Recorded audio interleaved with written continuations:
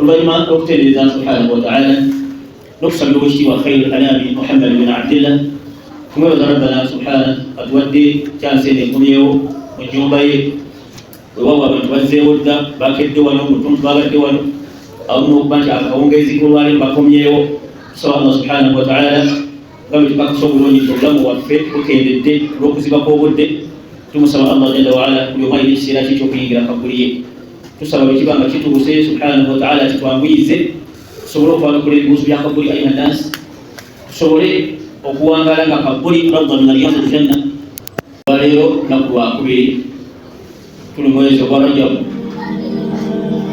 mwaka 2025 nakuwa kubiri tabesho ayuha alikhwa tusalu kulla darusu ya fenja luvanyuma lwokumala darusu ya fenja kwatagana nembeera y'omuliro gyetwawulidde gyetwasomye obulungi netugifundikira kati kiri eri muntu abeere ng'akola ye yennyini oba abeere ng'alekayo.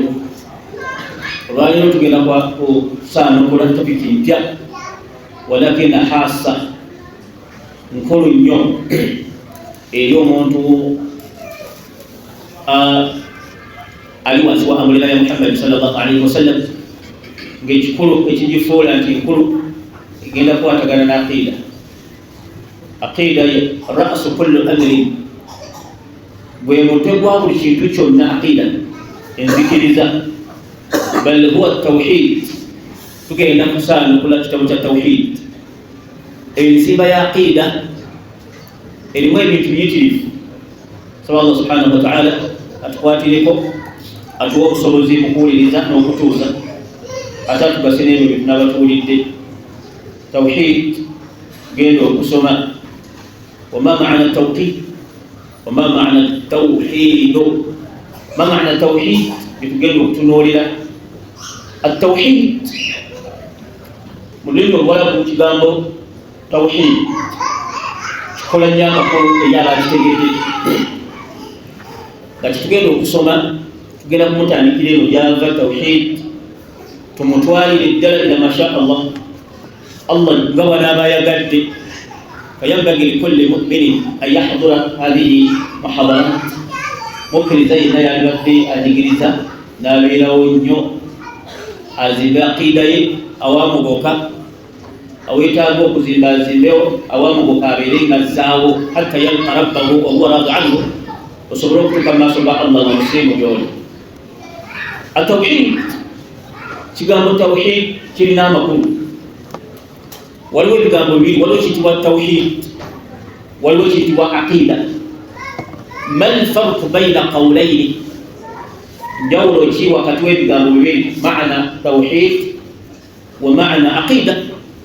Bigambo ebyo byebimu, bigambo ebyo bisobola okuba byebimu naye nga byawukana. التوحيد هو إفراد الله تعالى بالعبادة. التوحيد هو إفراد الله سبحانه وتعالى بالعبادة. ويكبينا نقول يولى الله نقول يتمقسينزا وأولى الله بالعبادة نقول مسينزا. وما معنى العبادة؟ ibada bwetuita okusinza Allah nga tumwawula kyeki isimun jolinnya jami'un erikuŋŋaanya likulli ma yuhibbuhu Allah, buli Allah kyayagala, wa yardaahu ng'era akisiima, min qawli biyinza okuba bigambo aw fi'li oba bikolwa, batilan biyinza okuba biri muntu munda aw zahira oba birabikako. Ebyo byonna bw'obigatta hadha ma yusamma al-ibada, tubayita ibada, okusinza ly'erinnya erigatta buli kimu kyonna Allah kyayagala, oba bigambo oba bikolwa oba obiraba oba tobiraba, kullu dhalika tusamma al-ibada, ekyo bayita ibada. Kati agambye nti ma maana tawhidi, ekiyitibwa tawhidi kyeki, huwa kyonga kyekyo ifradu llahi ta'ala bil ibada, kwe kubeera ng'oyawulira ddala Allah n'omufuula omu ng'omusinza. ومعنى إفراد الله تبارك وتعالى في اللغة تقامت من اللغة تتجزات جعل شيء واحد بوفولة تنو تفولة تنو تيتوا إفراد تنو تفولة تنو كتبادة زنة نوزي فولة زيسينزي الله تقل كلمة منتقل بني منتقل بني تقام الجيد والتوحيد هو إفراد الله ويقول الله سبحانه وتعالى بالعبادة ومسينزة. وما معنى العبادة؟ ومسينزة تجي عبادة تجي اسم لبين جامع إليكم مانيا لكل ما يحبه الله ولكان تكون الله قايل ويرضاه نقسم ناقسم من أقوال بيزو بيغامو ويقول بيغامو يقع عبادة الله قسم بيغامو يقول بيزو أفعال نبيكو ربيوكو لنا الله لسيما باطنا بيزو بقى تبيدا بكاكوكو بكل ليل ويكا أو ظاهرة ما دام أن تقول نيجا الله لسيما لا يغرى هذه تسمى العبادة إجوية العبادة زين. ما معنى التوحيد؟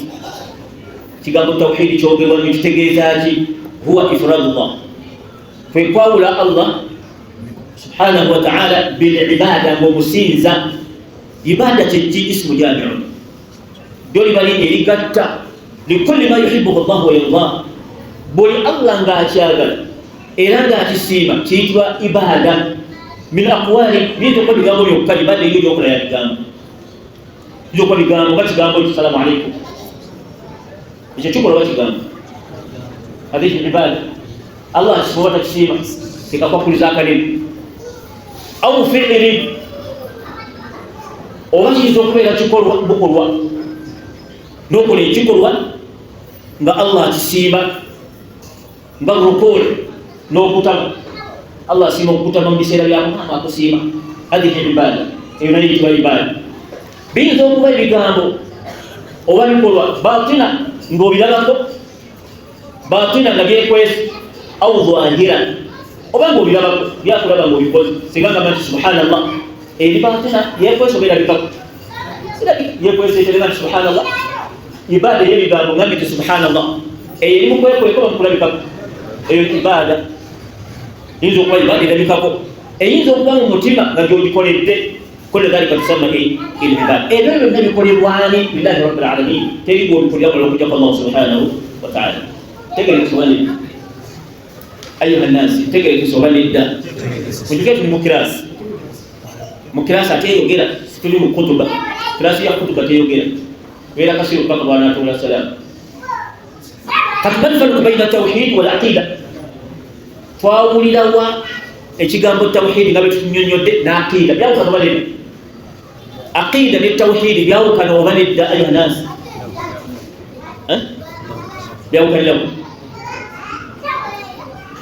توحيد عقيدة بياو كانوا ولد بياو كانوا مجوجر جاو يا إلى جوجر عليكم السلام ورحمة الله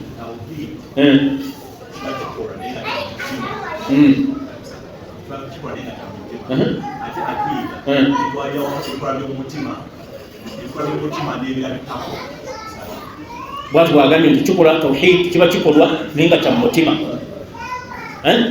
kikolanga kya mutima aina gamba aqida kizingira mu mutima nibyo bwe tumwakalu ndio atamwakalu nje kicho Assalamualaikum warahmatullahi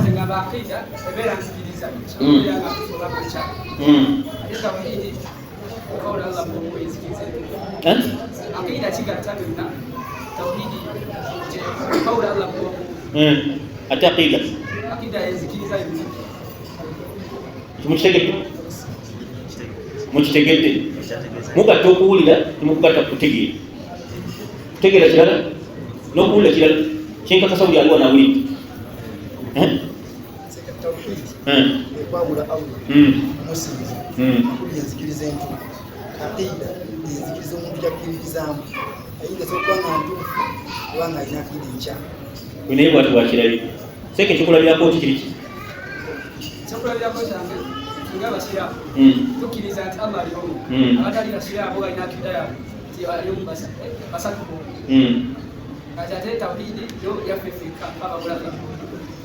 يقول لكم بويس لكن العقيدة والتوحيد التوحيد akwatagana ku nsinza ensinza zonna ibadat zicentralizingira ku tawhid. Amma al-aqida huwa ma yajibu al-imanu bihi min umuri ghaibiyat.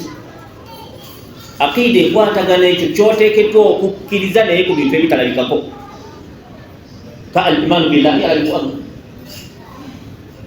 كالإيمان برسله الإيمان بكتبه كوكريزا إباكيلا كوكريزا بيتو تلابكو الإيمان أو كوكريزا هو العقيدة هي الإيمان كوكريزا أو هو ما يجب الإيمان به kubanti ekintu kikubangibwa teeko kikkirize min umuri gaibiyat mu bintu nga tobirabako naye nobikkiriza kalimanu billah hal hunaka ahadu raa rabbak waliwo omuntu eyali alabye Allah naye bokkiriza nti gyali eyaqida bokkiriza nti ebitabo gyebiri aqida bokkiriza ababaka hadhihi tusamma al-aqida oba ntegerekesa muntegere bani التوحيد ينقسم إلى 3 أقسام إلى بعض أهل العلم أبغاني بما ولا ما بتيجي صار توحيد إنذكر قول الله أو قول الله تقول الله من يدرس تقولنا توحيد الربوبية أقوى تكلم بياجي وتوحيد الألوهية للتوحيد أسماء وصفات. التوحيد الربوبية تملا بمسونغ السد متمتامبليزا. التوحيد الألوهية والتوحيد الأسماء والصفات المتامبلاني. ne توحيد الربوبية إنسونغ السد موافق تكيرا إسوكا الخلق يقبل الملك يقصد التدبير. الخلق توحيد والربوبية أو كوكريزات الله يمتونس الله يهتونا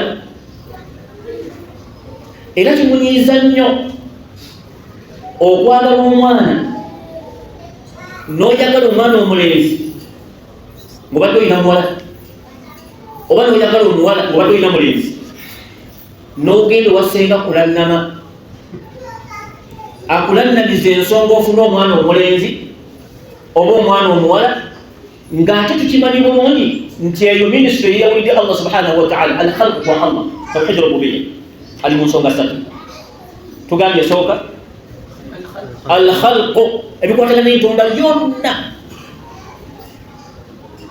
wal-mulk n'ebikwatagana n'enfuga والتدبير n'okuddukanya ensonga z'eggulu n'ensi ku Allah. Kati olaba Allah bw'anyiiga n'ogenda owasenga kulannama owa bwaddere owa waggulu akuwa ezzadde eddenzi Allah bw'omwamuddeko okuyinza ku subhanahu wa ta'ala. Lwaki yahabu liman yasha adh-dhukur ayina bayagala nga jabba wa balenzi wa yahabu liman yasha inatha waliwo agamba bajja kuzaala baki bawala bokka. Kati oba oyingiridde obuyinza bwa rububiyya n'obutwala ow'ekitoni kati bukisobola.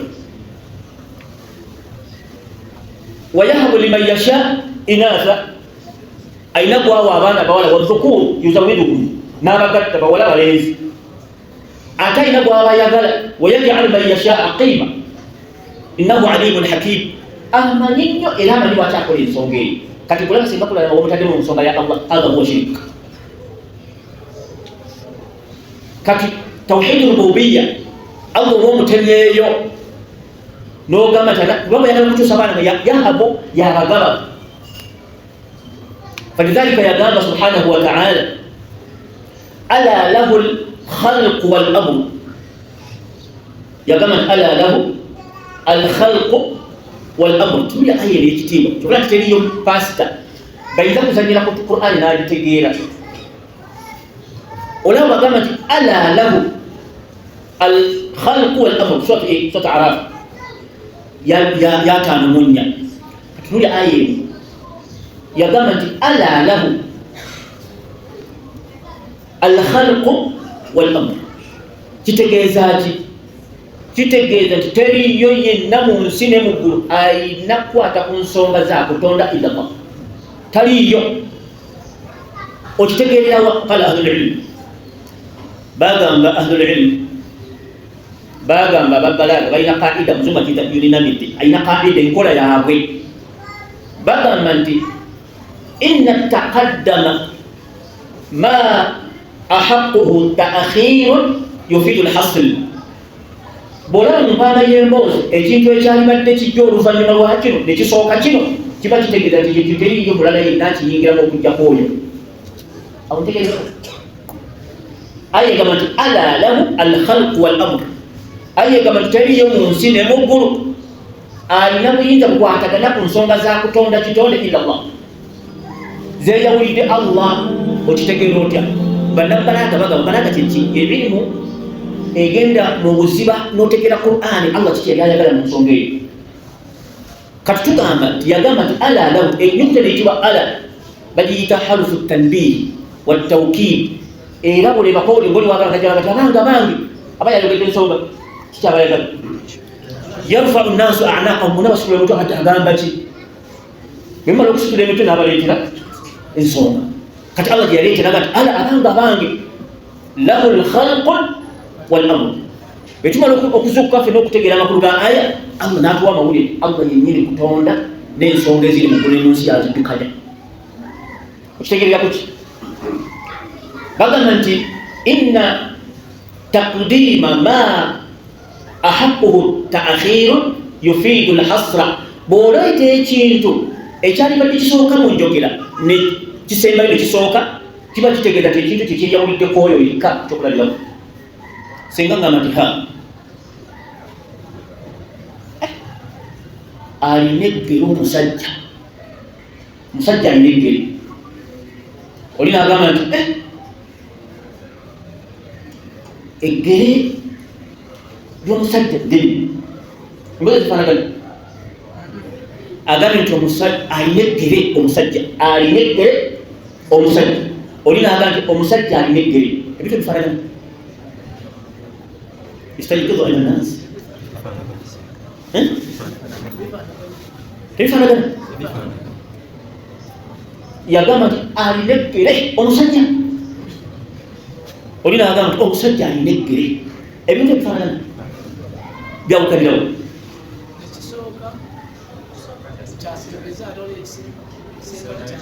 وكتير كيلو تدي سوسي سبب kitegeeza nti waliwo amawulire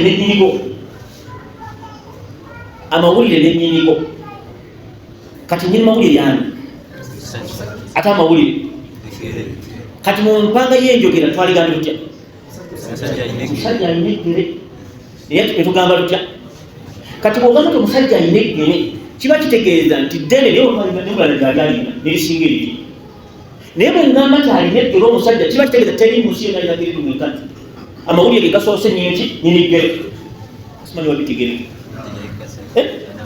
kati kitegeeza nti era buli wagaa nti alina eggere omusajja okwata bukwasi ku muntu gatufu omusajja bambi mbaalabye alina ebbuto omusajja naye baagamba nti omusajja alina ebbuto nena amusinga gyali tamumanyi bumanya kati Allah yasoosa amawulire ge yagamba nti ala lahu alina kati kiba kitegeeza bw'osooka amawulire ku nnyinigo kiba kitegeeza teriyo mulala amwenkanamu ekyo teri mulala amugira kati Allah yagamba nti ala lahu alkhalqu wal amr kitegeeza teri yayinza kutonda mu nsi yeni yonna ne mu ggulu ate teri yayinza kuwa biragiro bya ggulu nansi suratu Araf aya 5 ekyo ayita hasul mubalaga imbalaga batange tegerekeka tunataka kufunika lidhalik katugenda omuntu omusaba oluzaalo oba okoze shirku billah ojje Allah muwanguddeko obuyinzaawe ekyo bakiyita tawhiidu ar-rububiyya. Nakomawo n'agamba subhanahu wa ta'ala twagambye tawhiidi tumutambuliza ar-rububiyya atambulira mu bintu meka.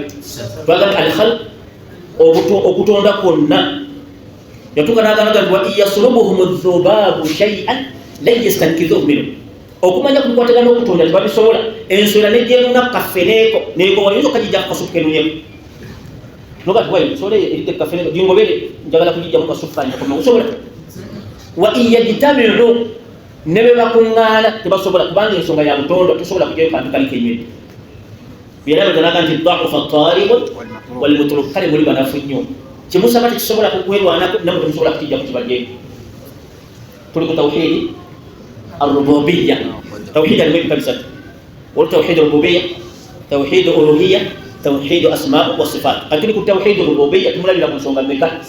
Esooka al-khalq obutonzi, ekyokubiri al-mulk obufuzi. Qala tabaraka wa ta'ala Allah yagamba walillahi mulku as-samawati wal-ard. Kulabira mwakomyewo amawuli gasoosezza khabaru yasoose ku mubtada, khabaru yasooka ku nyini mawulire.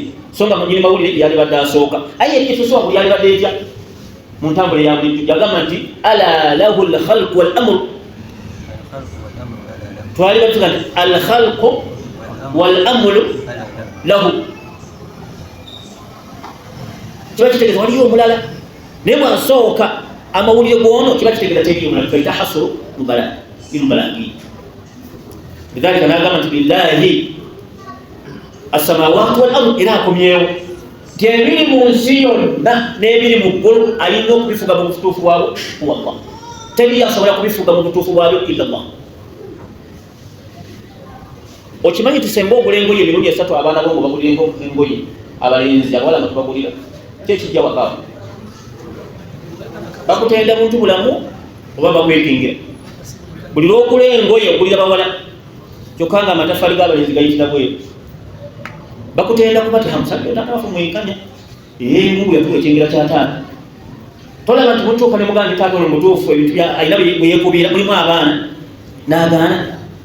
So nga Allah ile kuwa wale nkuba na mane na emyezi n'emyezi ng'abantu bekasanga tebalaba ku nkuba basa n'abayongo bane kubanga nyini mulu kuyoli yamanyi. Lidhalika ekimunyiza kyeki nabbi agamba qala nabi sallallahu alaihi wasallam kama hadithi Imam Bukhari mbaka yagamba nti yuqalu yawm al-qiyamah Allah agenda gamba bamusawiri abakuba ebifaananyi ahayu yawm al-qiyamah hadith al-Bukhari ahayu ma khalaqtum ahayu ma khalaqtum. Mugenda abantu bali mwakuba ebifaananyi bonna bateeke muki bonna mugende bateeke muki buli yakiku ogenda kukola obulimu obwo yawm al-qiyamah. Inna byalangi walaysa nafiq wallahi katina yogenda kujja lwaki olw'ensonga nti Allah agamba yusawwirukum fil arham yabakuba ebifaananyi nga muli mu mbuto. Allah asooka kukuba kifaananyi bw'amala okukikuba kyonna omuntu bw'anaabeera bw'aweza kukikumi mwameka mwabiri n'aleeta omwoyo kati bw'okuba kifaananyi ku kiyama agenda gamba okikubeko kiteekemu omwoyo awuntegereka ayitibwa muntegereka. Allah agamba nti mwenna bwe yakuba ekifaananyi ahayu ma khalaqtum mwatonda nti nammwe kubanga yusawwirukum fil arham yabakola kino kino gye tulina nga tukyali mu mbuto no omuntu agenda omufuwamu ng'omuntu omutegeerera ddala n'ekifaananyi oli bwakikuba otegeerera nti omuki muntu yennyini kati mwe mwakola kitwaki kyenye gyalina obuyinza bubwe kati agenda gamba nti ahayu mwenna mujje mbateekemu emirimu mujje ogenda kulaba ennuuru yawma al-qiyama. Lwaki? lianna Allah huwa musawwiru ebifaananyi bye yabikuba oluvannyuma n'ateekamu omuki kati gwe wakikuba ku nsi ku kiyama agenda kugamba kiteremu omwoyo walastum binafiqi wallahi kino kyonna gyogenda kujja. Lidhalika qala jalla wa ala Allah yatuuka n'agamba nti man azlama mimman yadhhabu yakhluqu ka khalqi. Ani asinga obulyaza amaanyi omuntu asobola okugenda n'akuba ekifaananyi nayeefaananiza enkola yange muntu kyo yalina obulyaza amaanyi asinga oyo naye nayagala akuba ekifaananyi nganze kubanga nze bwe nkikuba ngenda kiteekamu ki nawe ojja kiteekamu yawma al-qiyama kama ida Imam Bukhari. Abintu babitegere tuli ku tawhiidi ki twogedde ku tawhiidi kyeki ne tukyogera ne tugamba enjawulo wakati wa aqiida ne tawhiidi. nitugamba emitego gya tawhidi giri esatu nitugamba tawhid rububiyya tawhid uluhiyya tawhid asma wa sifati nitunyongera tawhid rububiyya alakira mu nsonga meka esooka al-khalq obutonzi bwonna ekikwatagana n'okutonda tuweeriraanya illallah ekigamba ekyokubiri obufuzi ekikwatagana n'obufuzi kya Allah ekigamba ekyokusatu at-tadbirun okufuga bye yakola byonna Allah yabinako subhanallah wa bihamdihi ashhadu an la ilaha illa anta astaghfiruka wa atubu ilayk walhamdulillahi rabbil alamin